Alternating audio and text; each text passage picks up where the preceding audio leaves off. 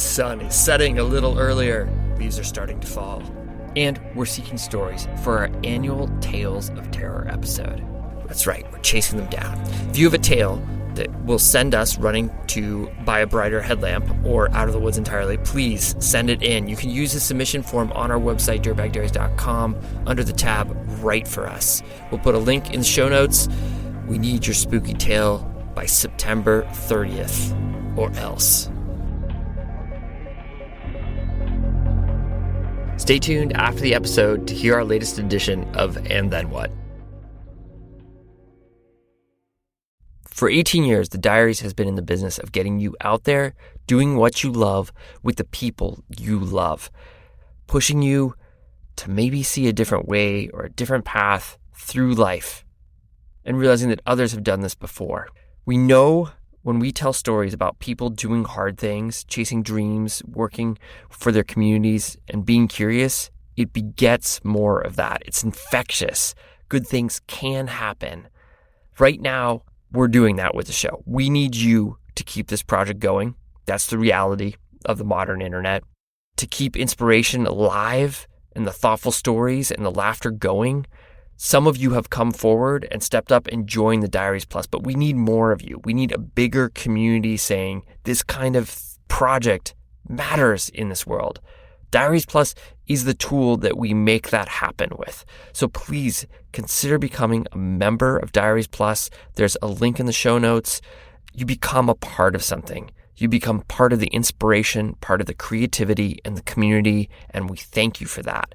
And I think we can build this show into the powerful thing it's been and the powerful thing it's going to become together. The link is in the show notes or on our website, dirtbagdiaries.com. Here's to more Type 2 fun. Here's to being part of something positive. The trails were just built different here. They're straight up and straight down. There aren't many switchbacks. There's not much smooth trail. I love this area because of that challenge, but I also love what the White Mountains offer in terms of views. You have lush green corridors. You get these beautiful sun rays in the morning.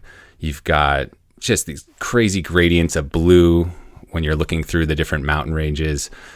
And that's really what I love is there's so many different viewpoints throughout the White Mountains. Almost every peak has a unique view. And when you're connecting all 48, you're constantly looking at where you've been and where you're going.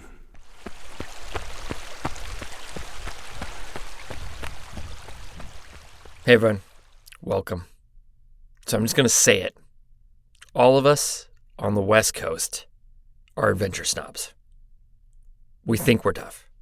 We went west and we convinced ourselves that there was no reason to look back. But there is a person who keeps popping up on the Diaries to make the point. Radical things can happen anywhere.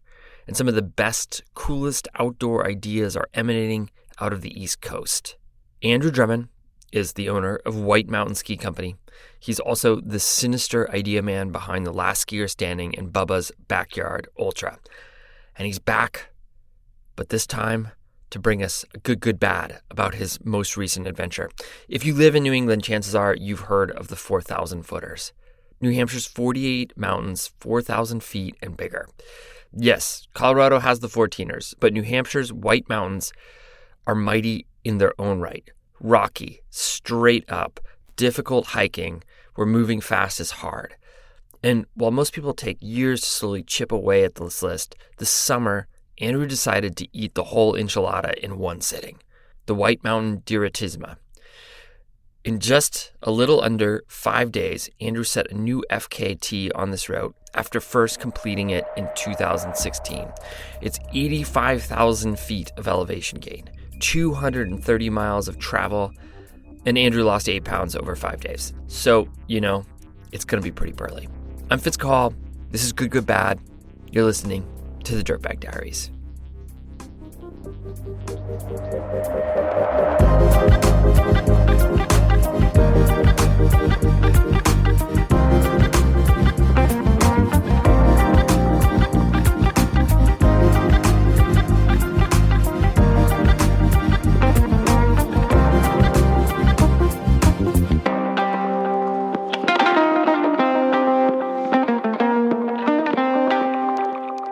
My name is Andrew Drummond. I am from Jackson, New Hampshire.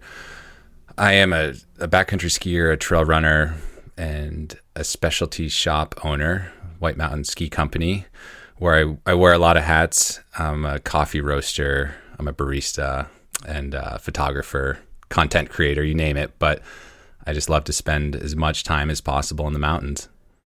Can you tell me about what you've done? What is the White Mountain Direttissima? The White Mountain Direttissima is a route, or it's a multiple routes. It's ways to connect New Hampshire's 48 4,000 footers on foot. And you can do this in a few different styles. You could do it unsupported like I did, where you carry all your own supplies. That's food, water, sleep kit, with no resupplies on the route.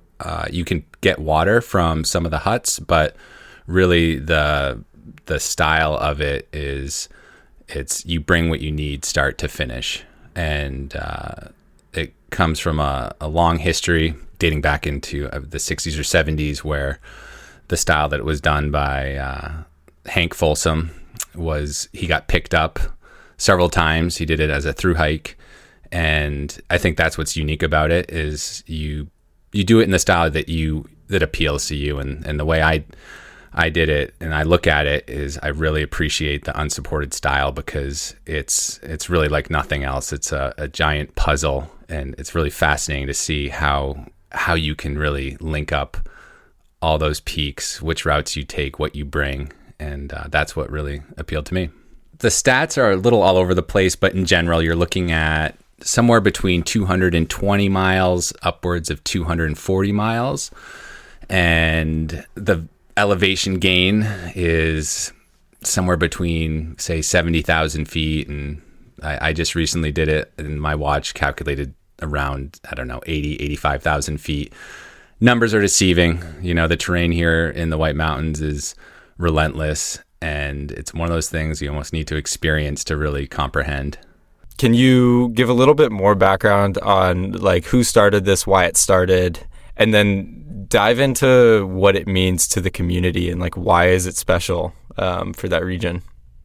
When I found out about this was in 2015, and I just happened to be pacing Scott Jurek on his Appalachian Trail speed effort. I followed him, I paced him through the White Mountains, and I was looking for the next adventure for myself, because what he did seemed so incredible, and the experience I got out of it left me wanting more, left me wanting to challenge myself. And I heard a podcast with, I believe, Arlette Lawn, and she is a prolific hiker, and she's done a lot of big hikes in the White Mountains. And one of the things she'd just recently done is, I think in the year before, was she had done this route. And that led me down this path of seeing what could be done. Maybe this is a route that I'd want to do, because it's big enough. At the time, it was probably 8 days was the record, 8 days, 8 hours. And that was by a couple that made me think, oh, what if I could do this route in maybe 7 days? Because obviously the Appalachian Trail is a huge undertaking and just not something that was in my wheelhouse at the time. But it really got me thinking about what could I do? What was I capable of doing? And also just that excitement of being on the edge of failure. And if I could maybe tackle a project where I wasn't sure what I could do or didn't have any through hiking experience, it was just very novel to link up all these peaks somewhere where I grew up here in the White Mountains, and people spend their whole lives trying to collect them all, do the traditional peak bagging, but the idea of doing them all in a week, that's what really appealed to me. So before those two names, I didn't really know much, and I researched a little bit of the history, and what's cool about it is when we talk about Reverend Hank Folsom and the write-up, I think, was in an old Appalachia Journal. He had his style of doing it, but the overarching premise is you got to figure out the route that you think is going to be the most efficient for you. When we talk about that puzzle, as far as carrying a pack, dropping a pack, do you want to do it in the style of the unsupported style, which I did. But it was just that whole idea of through hiking the White Mountains as efficiently as possible. And what gravitated towards me was not relying on anyone. So that style, that unsupported style, I've always connected with, because I don't like having to put other people out or just be reliant on other people. Sometimes the ultimate test is to really see what you're capable of on your own. You mentioned pacing Scott Jurek, but prior to this, for you personally, what had you done like on this scale? Had you done anything on this scale or close to it? No, I hadn't done anything of this magnitude. When I was with Scott and I realized that after being with him for 3 days and doing 100 miles total, I was pretty blown away. And at that time, I'd also just really gotten into ultra running and endurance sports.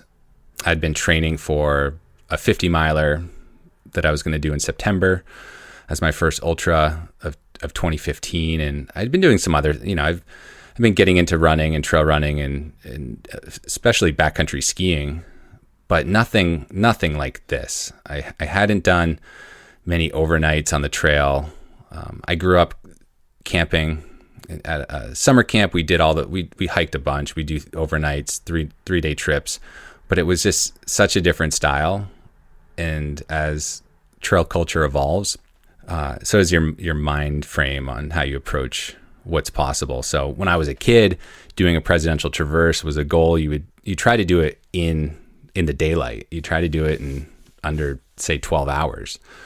And all of a sudden you got people, these legends, local legends like Ben Nephews out there doing them in 4.5 hours. And there's this whole paradigm shift into trail speed, and you start changing your gear up, learning more about nutrition, getting familiar with the terrain, and everything. You can just move faster and more comfortably. So it was just this, I don't know, natural progression to pick a really tough effort. And this one really, it just appealed to me because this, again, is my backyard, and it left me just wondering what was possible.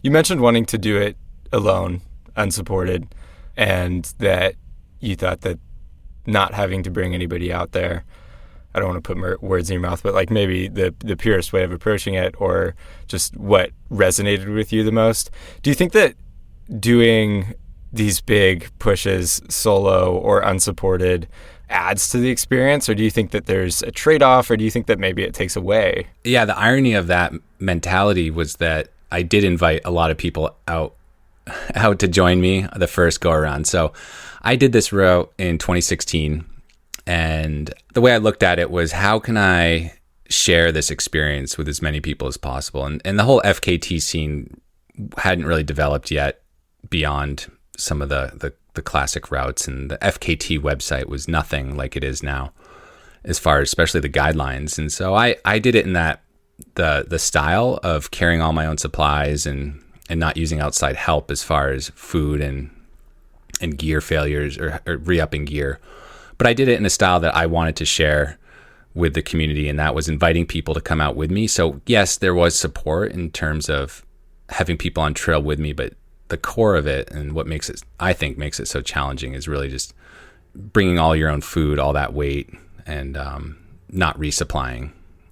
So I think I was able to really include a ton of the community on that journey when I did it that time. But this most recent time, this summer, it was just myself. And I think it is a bit selfish sometimes to not include other people to do it in this style. And yeah, I do think it's a little more pure, because there isn't this gradient of support. It's really black or white whether you're supported. You might as well be crew maxing and getting people to carry your water, because it's the same thing as taking a sip of water at one spot. You're going to be classified, or the effort's going to be categorized with the same people that had everything carried for them the entire way. Now, I still think that there's ways you can view the styles that people do it, and every effort's going to be unique. There's room for both, and I think that each style still has its rewards to maybe the community, those that support it. I mean, I got my start, and really all my motivation came from watching Scott Jurek's supported effort. And So to do it unsupported, it's like, yeah, I understand that some people aren't going to feel that connected, but on a different level, you're going to inspire a lot of people that find out about it to do something like this on their own. And I think some of the take-home messages and what we learn about ourselves on the trail, you can only find out if you're solo. You talked a little bit about how it got in your head, the idea to go out and do the White Mountain Direttissima. But then once that spark kind of hit, can you tell me what your experience was like building up to the actual push? As soon as I got my mind set on doing this route, I was consumed by it. And I think a lot of my decisions and training and the whole next year leading into it was a ton of fun, because I had this internal drive to just keep at it, because that uncertainty and just not having much experience in this realm pushed me to be as fit as possible, to be knowledgeable of the trails here in the Whites on this route, because it links up some obscure trails to get you into some of the other mountain ranges. And I ended up just throwing everything at the wall in my training. I mean, I did a big Pemi loop, which is a 50K with 9,000 feet of climbing, with a giant pack, with an overnight kit, with camera gear. And I was spending a lot of time just capturing the White Mountains in general. And that turned out to be great training, lack of sleep, had my dog with me, and just making videos, taking photos. And we would do stuff like that. We would go up and camp in some stealth spots, bringing a heavy drone or this is 2015, 2016. And I was really just doing a lot.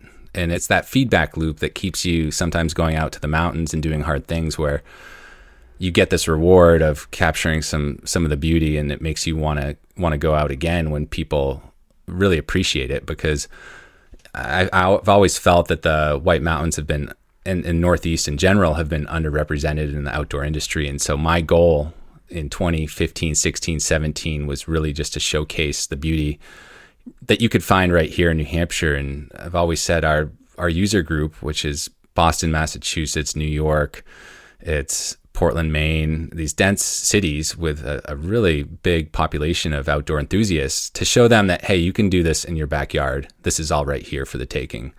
And so I do that both skiing and trail running. So leading in, I was doing everything I could to prep for this, but at the same time, I wasn't shortchanging myself. I was doing local 5Ks. I ran some non-technical stuff, and I was just doing what appealed to me at the time. But looking back on it, it seemed to be a really amazing training plan, where I felt very strong, because I was spending all the time in the mountains. I had a heavy pack, but I was also working on fitness and speed, and I was doing things that kept my mind fresh, and I really enjoyed. When you were out there, like when you were fully in it, are there some specific moments that like really stand out in your memory? And can you describe maybe one or two of those? The low points fade away pretty quickly, but it was very clear that when I was trying this in 2016, I was learning a lot of stuff on the fly. I really focused on a couple things, and one was just weight savings in probably the wrong areas, and the other thing was food choices, which was just focusing again maybe on calories but in the wrong areas. And so my sleep setup the first time was a bivy bag with a sawed off Z-mat, so it was just like maybe 4 of the pieces that you'd fold up, so super minimal, in a bivy bag, wearing an ultralight down jacket and some long underwear and a hat. And I tried to camp. Remember that first night I tried to camp up on Franconia Ridge, and I quickly realized that just wasn't going to work. And I woke up shivering a couple hours later and just had to keep moving because I was freezing. And that set me up for just a long string of dirt naps and just general fatigue, and kept falling into these lows where I just wanted to sleep. Moving forward was so challenging. I would see a bridge or something, and I'd just lay down, and I just kept doing that. And you can work through some of that stuff, but man, when you get that sleep deprivation to your core where you just can't dig out of it, I mean, it's miserable. being tired, I think anyone can relate to. Trying to drive while you're tired, trying to do anything while you're tired is particularly bad. But this is just, it felt unsurmountable at times where I just didn't see myself getting out of it. And the other major factor was the food, and that helps keep your attitude, give you a positive outlook on what you're doing. And if you're not fueling properly, it's easy also to get into a negative headspace. And I was trying to eat nut butters and coconut oils and all these very dense fuels that don't really work well when you're backpacking. And I think most people would laugh at that, but I just looked on the spreadsheet and I was like, well, this is very calorie rich, and no one was counting carbs. No one was fueling carb based, and I didn't know what I'd want to for something like this: salty foods, sweet foods, how the temperature dictates what you want, general palate fatigue. And yeah, that was rough. That was really frustrating.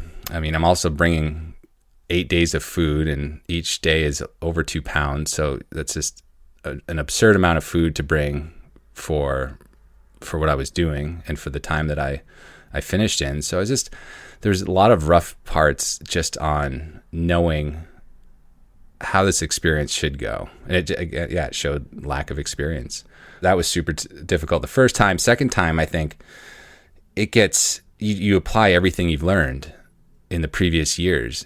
And it's that old saying, it's like racing doesn't get easier, it just gets faster. You still put in the same effort and it's still hard.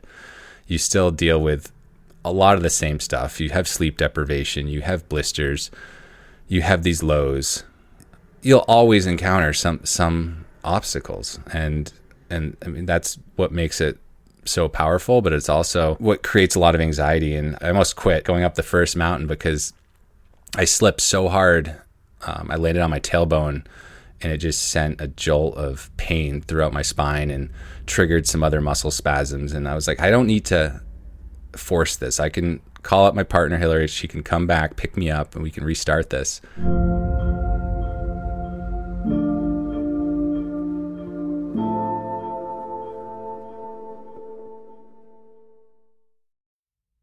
Are you ready to disappear into the wild for a few days?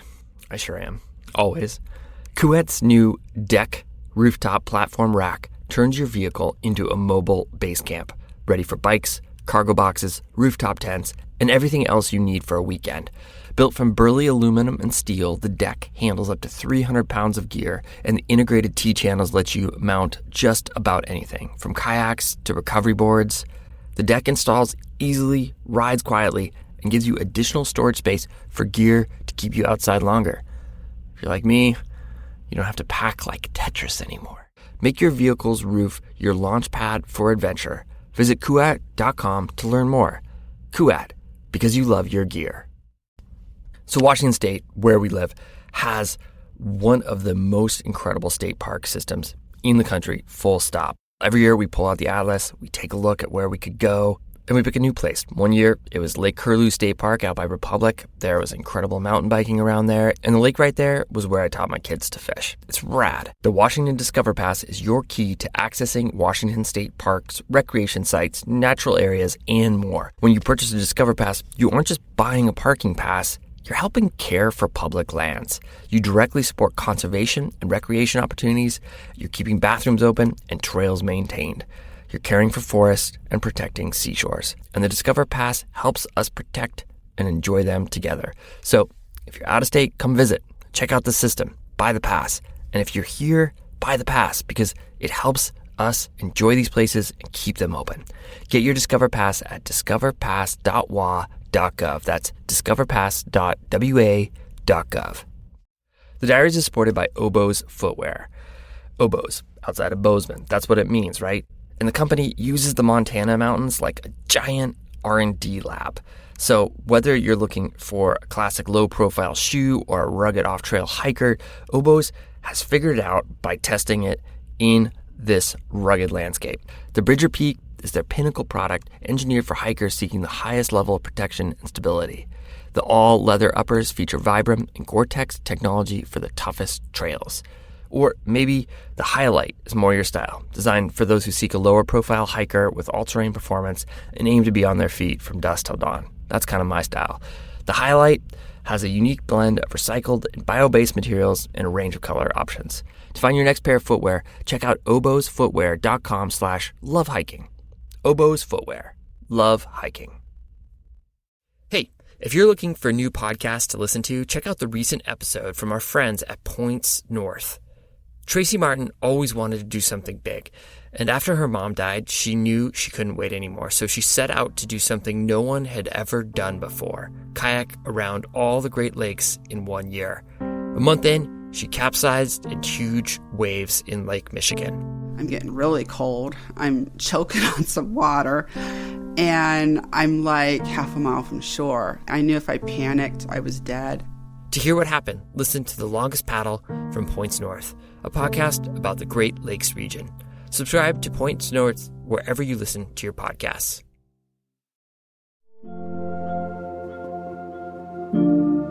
You know, with anything I've learned in ultra running, it's like you got to just keep going. You know, or do a little systems check. Am I okay? Can I keep going? And then keep going, and maybe things will be fine. And fortunately, in that episode, things were not great that first day, but after a night's rest, everything was fine. And I fell many more times, and I would pick myself up, look at my cuts and scratches, and be like, well, I'm not going to bleed out. Just put a wrap on that and keep moving. So the second go around started off really challenging in that way, but also ended very challenging because the last day was the biggest push, and it was almost 24 hours straight of just go. And at some point I developed trench foot, and because my feet just never got a chance to dry out throughout that day. It was hot. I would have to jump in rivers to cool off. I would be sweating. It rained. I'd be running. Now I'm like trying to run faster, trying to close off this effort in a way that I was proud of, and that just meant running a lot more than I probably wanted to, and on feet that I didn't have time to dry out. So that was incredibly tough, but at the same time, I know it's just your feet. You know, this stuff, it's going to be over soon, and trying to be mentally tougher than the pain you're feeling in a way that lets your body keep going. So yeah, second time around was more about just effort-based pain than the first time was just the functionality of trying to exist out there, trying to through hike. Like, it sounds like the mental state between the first attempt and the second attempt might have varied greatly. Can you maybe describe like what that difference was like to experience a little bit? Yeah, I mean, the first year I did this was 9 years ago.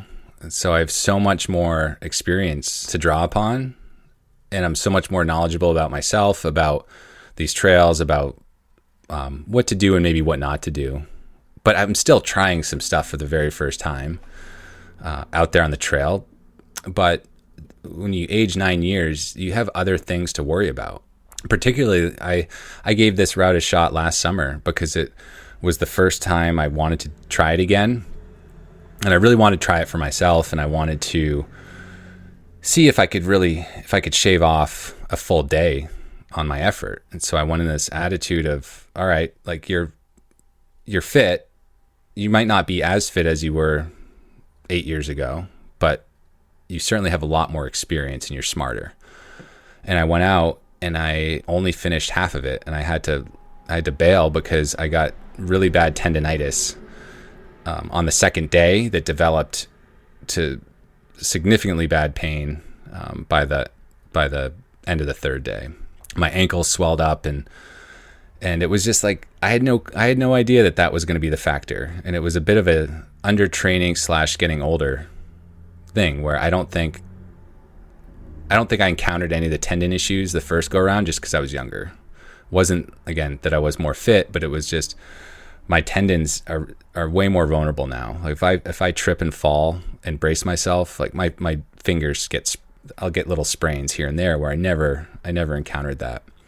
And so I believed in myself more, maybe this go around, because I knew what I was capable of, but I was still very anxious about my body and if I could hold up. So I learned from last summer. I trained a little more specifically, but that didn't mean that out on the trail, I was hyper aware of anything and everything in my body. And it just felt as though as soon as I would get knee pain and it would just move to the other knee, or my arch would hurt. And it was maybe a accumulation of all of these small nagging injuries I've had over the years that surfaced, or I'm just more aware of.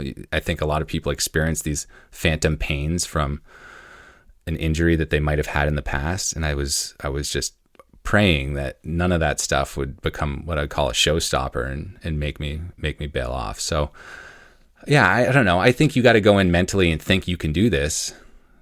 You can accomplish your goal, or else you wouldn't really be trying it, right? And so I kind of had that same mind frame both times.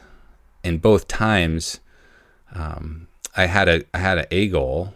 You know, I knew what I wanted to do for time, and I think I exceeded those expectations, both efforts, because mentally I was pretty committed and I'd done the work. I mean, you don't have to narrow it down to necessarily one, but what was one of or some of the memorable experiences that were really good, like the absolute highlights? Yeah, I meant to touch on this. So, the highlights are when everything clicks.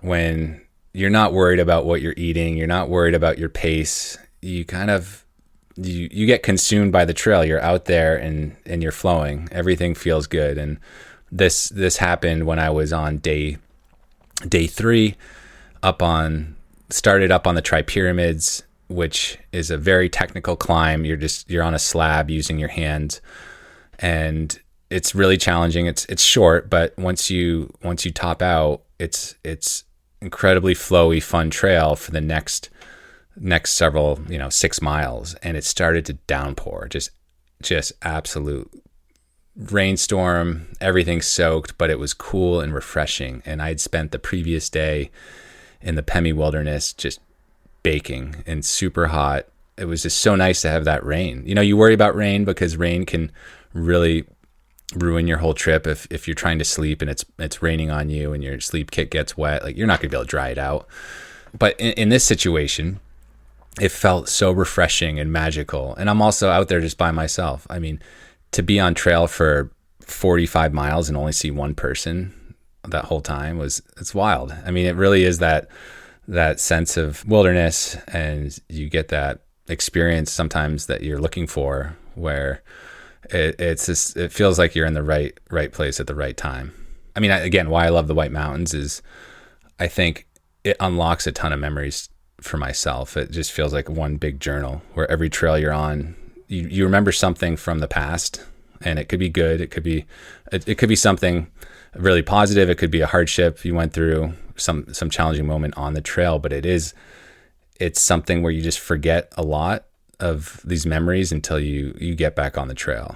And doing the 48 by the time I was, I don't know, 15 or so, and then really revisiting the mountains. I spent a long time away from the White Mountains. I lived in San Diego for 10 plus years surfing, and I kind of needed that perspective to come back and realize that this is where I wanted to live the rest of my life. This is where I wanted to set up shop, literally, and challenge myself. So just reflecting on the past 12 years here, that's sort of what I experienced on the trail too, is I would be on a summit or I'd be on some obscure trail, and it would just bring up a memory of the past. And that familiarity with the trail is also what makes it feel smaller. I think the first time I did this route, it really changed my whole perspective on the White Mountains, because it made everything feel in place, a lot smaller. And so now it cruised by more or less. Each day I would finish, and it was a huge day. We're doing like 45 to 50 miles in this trail, which seems impossible to do day over day, but it just felt right. It just felt like, yeah, this is why I'm here. Yeah, I was looking at the stats, breaking it down by day, like 45-ish miles on average, and 17,000 feet or 5,000 feet of gain every day. And that was actually one of the things that most struck me about it, because I was comparing it to like what I would consider a big day out here in the Cascades.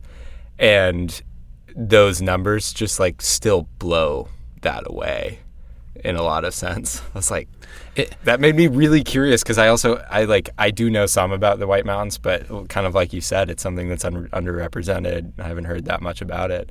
And so I was like, wow, that is like just some serious numbers, and I'm so curious. Yeah, well, you can only compare to those others that have done this terrain.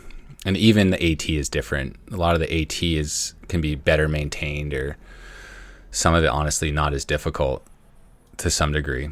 Some of the trail that isn't maintained is just so slow. So to cover that distance and that elevation on paper might not seem like a big deal, but once you get out into this terrain, and then you throw on a 20-pound pack, give or take 5 pounds, it is pretty dramatic, the difference of how much more of an effort it is to cover that distance. And if you look at the thru hikers that are doing the speed records, they always hit the White Mountains, and they're lucky to hit like 40 miles in a day, and that's with nothing. So, and that's with full support, So, I mean, it's certainly humbling many times to like hit steep trails, the relentlessness of the boulders, and again, the choppiness. It really adds up what it does to the body, because it's not a natural mechanic to have to high step something, then short step it, move around, use the hands. It's so challenging. Looking back on it, what do you think that you would say that you most value from the experience, or like what is one takeaway that you had from the whole thing? Man, there's a lot that I gained from this that I don't know, it's hard to sum up, but ultimately it gives you a ton of confidence in life that if you can push yourself through these wildly challenging moments, and you can do this unsupported, self-supported, it just instills confidence, and that whatever else you do is probably not going to be as hard as this. Or if it is hard, it's like, yeah, you made it through it. I mean, there was moments there towards the end where I was just, I'd fallen out of love with this route in the White Mountains, because it was so hard, and I didn't feel like I was making progress, and everything hurt. But I just snapped. I was present, and I would just keep thinking that, hey, this will be over. Like, you've done hard stuff before. Just get through this. So on the personal level, that meant everything. Is that, what you did unsupported by yourself has a ton of value. And I think you'll get people that say, oh yeah, well, you're also an old man now. You're 44. You're in a young kid's game. I mean, I'm out there still with this competitive head trying to keep up with 20-year-olds. And I love it. I mean, I love that part. I love the competitive aspect of it, where, you do get a little bit of that satisfaction of racing other people that do this route. And you have this satisfaction that not many people have done it in this style either. And it's really, because it is so hard. So there's a real gratifying end result of being able to get something like this done. And I also walked away thinking like, yeah, you failed at a lot of things. You failed when you tried this last year.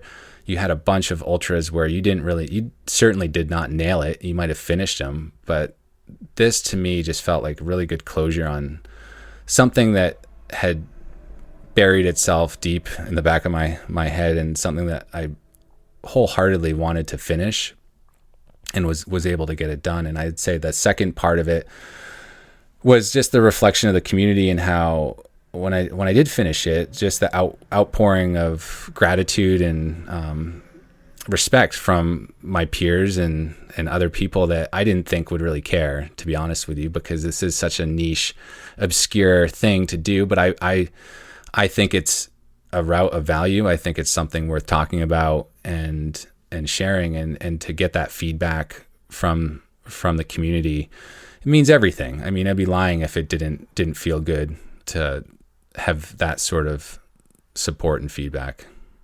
Sometimes I express myself when this experience is like overly challenging, but it really was. There was a lot of elements that were very fun and enjoyable. And I don't want to manifest on how hard it was, but sometimes that's what people want to hear. They're like, tell me about the lows. But I had so much fun along the way, both in the preparation for it and when I was out there, when you are covering that terrain and things are working and you are getting up the next morning and you're super stiff, but things slowly warm up, and little things you'll encounter. It could be just a sunrise. It could be maybe a person you see in the trail. It could be just some landscape scenery. It's all experiential, and it's just, again, it comes down to being like, sometimes you're in the right place at the right time to have these wild moments out there. That I was on Bon Cliff and all of a sudden a giant rainbow appeared, and I was like, why am I here? Why am I seeing this right now? Most of the time I'm at home in front of a computer, but I'm here right now. And you just give yourself so many more chances to have these moments if you put yourself out there. And that's what really, really draws me off into the trail.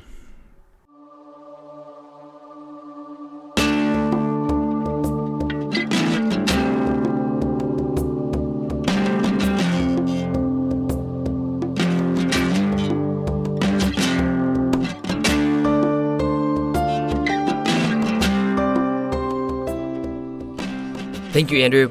Keep coming up with the brilliant ideas. We love them, but we're also slightly afraid of them. Thanks to the folks who have recently become Diaries Plus members and to those that continue to support the show. It is the difference between us being here and not. I'm not kidding when I say that. This is a new path that we are building together. We took a big risk. We took a leap. We kept the show going, and we hoped that you would be out there to catch us, and you were. If you've joined, thank you. If you're thinking about becoming a member, please become a part of this. It's carrying the show into the next decade so that it can find more people and continue to be a swift kick in the ass to go follow the pursuits in life that give you purpose and meaning. Link is in the show notes. Our stories come from friends of friends, and from you, our community. If you have a compelling idea for a guest or a story lead, please give us a shout. You can email us at editor@ducktapedandbeer. Want another way to help? Write us a review on Apple Podcasts. It helps others find the show. Music today from Brendan O'Connell. The tracks are courtesy of the artists or Track Club. Jacob Bain and Nice Cotto composed our theme song. You can find the artists at our website, dirtbagdiaries.com. This episode was produced by Skylar Perwins with additional production help from Marco Seiler Gonzalez. Illustration by Becca Call. Becca Call is our executive producer. I'm Fitz Cahall, and you've been listening to the Dirtbag Diaries. Thanks for tuning in.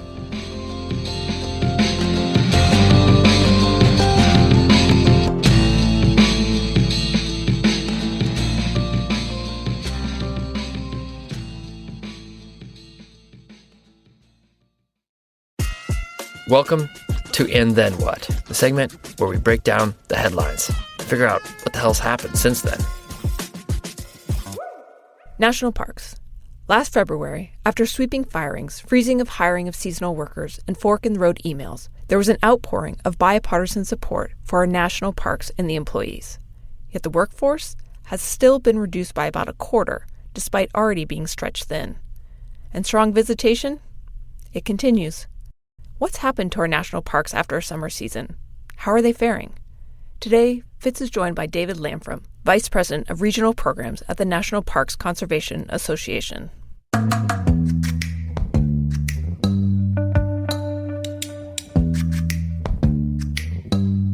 David, would you just introduce us and can you kind of give the brief introduction to the organization? My name is David Lamfrom. I work for the National Parks Conservation Association. The National Parks Conservation Association is an organization that's over 100 years old that works to protect our national parks, and that was actually founded based on that very principle that national parks cannot be protected from within the government, and that there needs to be an outside voice to help support and protect those parks. And I believe that this moment is very much proving that to be exactly the case. It's really incredible to think about the fact that the United States has the first, oldest, and most professional national park service on the earth. And that over that time, we've learned what it takes to really build an incredible national park system. And there's been so much effort to undermine and dismantle that national park system in this administration. And that's stuff that we're working on and that we're trying to make sure the public has a deep awareness of, because it's very easy to, right, to go visit a park, to be grateful that you have the park, but not to necessarily think about what's required in order to make sure that we retain this. Yeah, it's interesting because something like national parks, if you were to go do polling around them, you would find that the vast majority of Americans would agree that the parks are important. They're something we should support. With something that so sort of enjoys in bipartisan support, why is the administration why did they go after the national park system? It's a great question, and I think that there has been a goal to generally dismantle the federal government, Hmm. and the national park system happens to be a part of that. And so you're seeing reductions across all of these different agencies, across the federal government, that goal of efficiency. But Hmm. I think that what we are continuing to hear from people is that when we talk about these impacts that the national parks are facing, people are saying, hey, wait. I didn't sign up for this. This is not what I believe in. This is not what I want. These places bring incredible joy. There's so many human beings who've made these investments, and they've made these investments to create these businesses in the shadows of national parks because of the belief that these places would persist. So Hmm. there's a business community aspect to it, and there's also this community aspect, which I think is really beautiful. And it's part of a system that now tells of the American experience in every different dimension. There is no national park system in the world that does that in the way that we do. And it's worth protecting. And so disconnection between what the people want and the actions decision makers are taking and the way the administration is viewing these incredible resources that they're overseeing.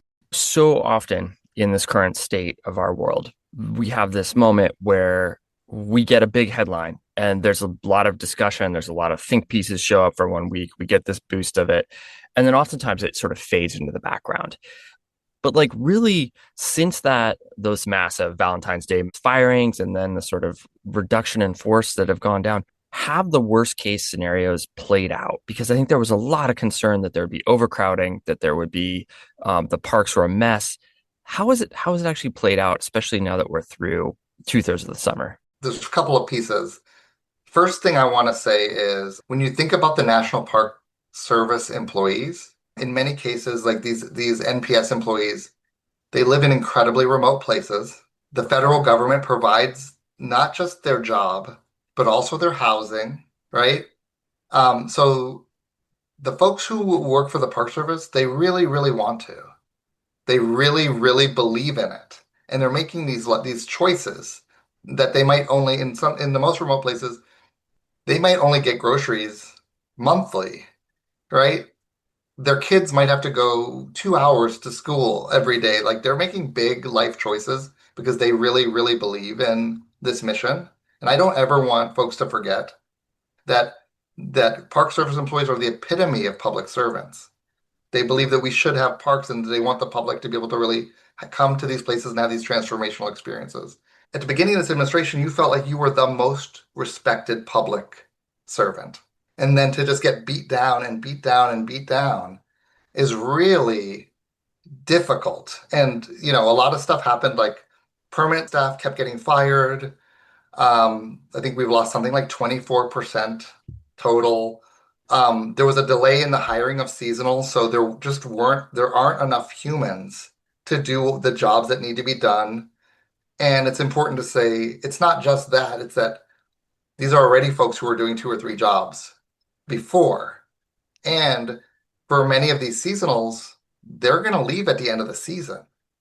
To speak directly to the question, we have seen on the ground a lot of impacts, and we've been really involved in trying to create a lot of pressure. So there were national seashores where there were issues with there not being enough lifeguards. There are many parks where we're hearing off the record reports from employees that visitor centers aren't open for the proper amount of hours, or that you don't have somebody collecting at pay stations, or that you have certain staff pulling double duty. it is always the case that it is like the iceberg where you can see the top of the iceberg, right? Mhm. What's happening with all the science staff? What's happening with the wildlife biologists? What's happening with the folks who do cultural resources?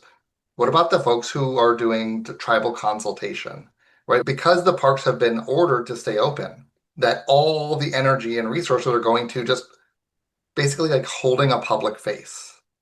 Mhm. But it's a facade.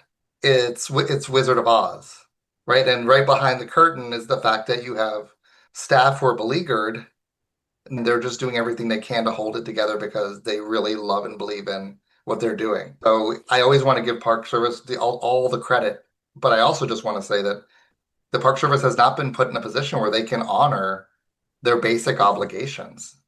And this isn't what the American people want. It almost makes you wonder that next year may be even harder because a lot of these people aren't going to opt into going through the same painful process one more time. How much of there is a concern for next year and the years afterwards? You know, you make it through this year, you pull off the facade, but what starts to happen? I think the term I would use is erosive. People are exhausted and they're showing up in really good ways still because they care. But how long can people realistically do that? Especially when you're not being treated with respect and dignity. And there's like, why weren't people getting hired? You know, there's so many reasons, but one of the reasons is if you don't have the basic staff to be able to do that hiring, you're gonna have trouble hiring.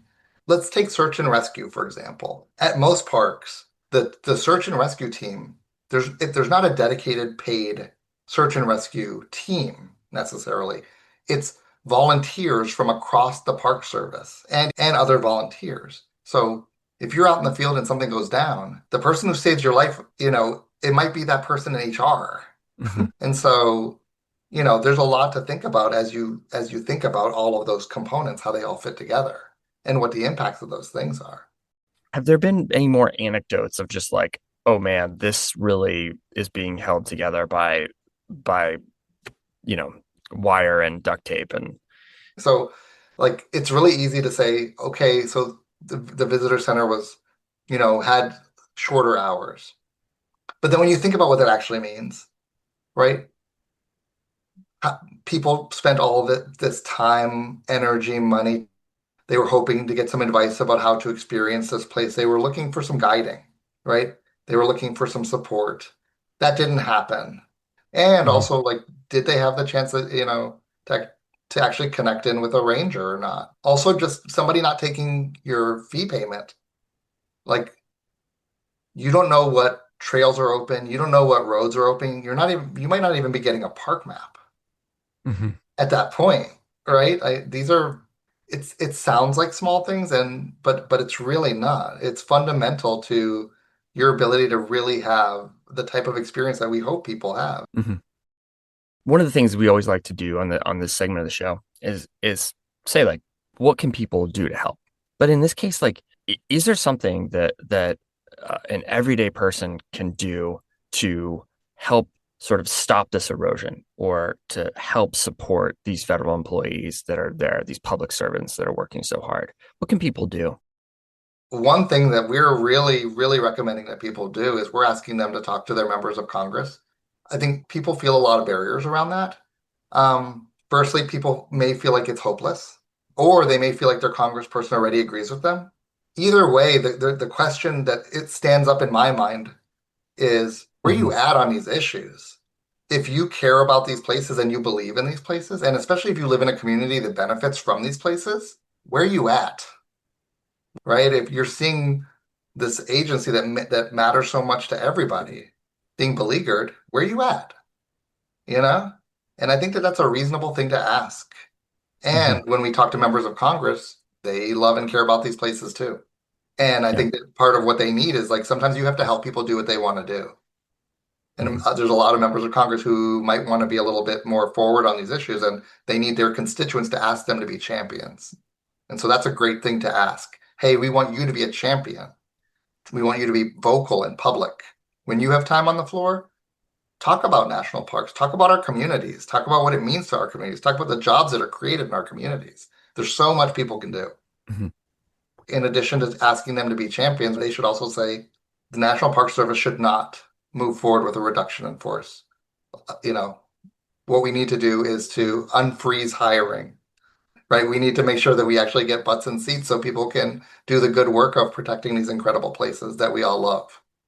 Well, David, I really appreciate you taking the time today and sitting down and chatting with us and kind of sharing what you guys have been seeing over at the NPCA. Thank you for everything you do. If I can ever be helpful or supportive, holler at me, and I'll let you know next time I'm in Seattle too. Thanks for taking the time. All right, man. Peace.